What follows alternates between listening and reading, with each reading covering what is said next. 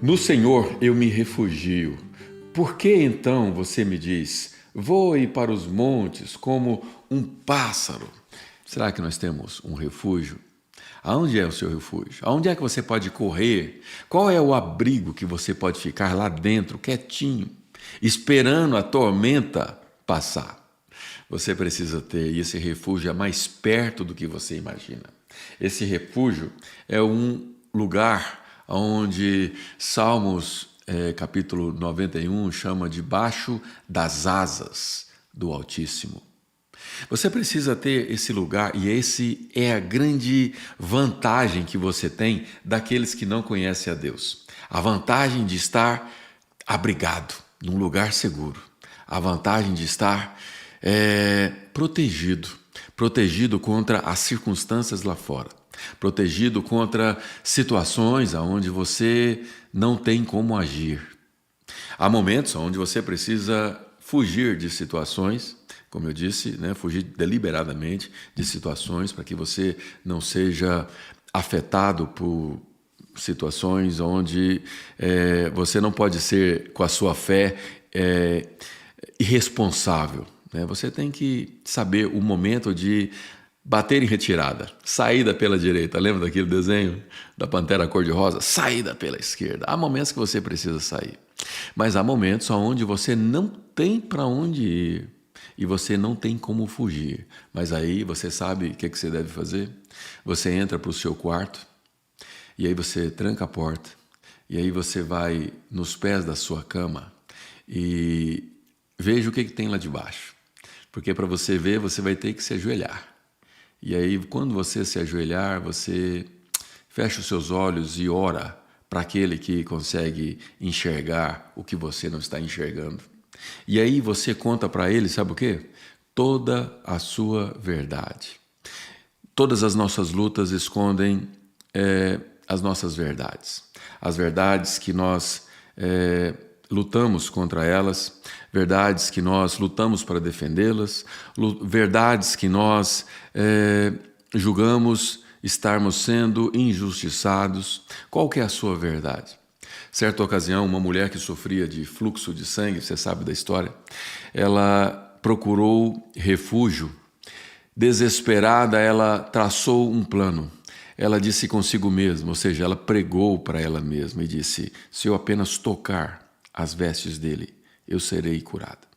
E de fato isso aconteceu, e quando Jesus pega na mão dela e levanta, e a história você já conhece, não vou repetir, Jesus olha nos olhos dela e lê toda a verdade daquela mulher. E ela, a Bíblia diz exatamente assim, que ela lhe conta toda a verdade. Nós precisamos contar para Deus toda a nossa verdade, independente se você acha que Ele já sabe.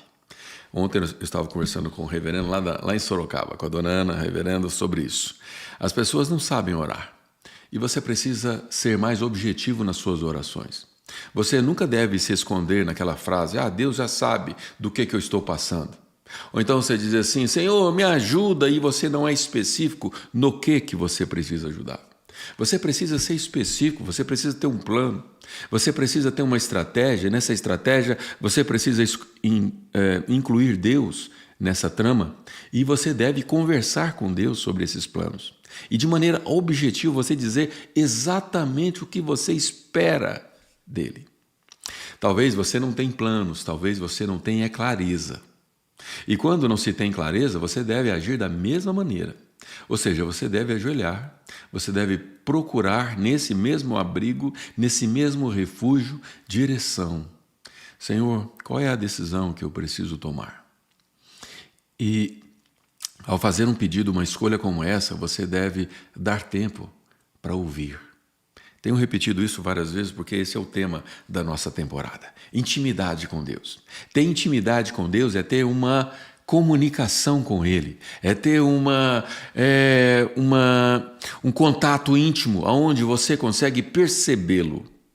Deus, você não vai ouvi-lo de maneira audível, dificilmente. Muitas pessoas relatam ter ouvido, eu nunca tive essa experiência, de maneira audível ouvir a voz de Deus, mas eu ouço ela de várias maneiras. E uma delas é quando você percebe no seu coração O seu coração, ele constata o que Deus está dizendo. E para isso você precisa de silêncio. Você precisa de estar nesse abrigo. Você precisa estar atento.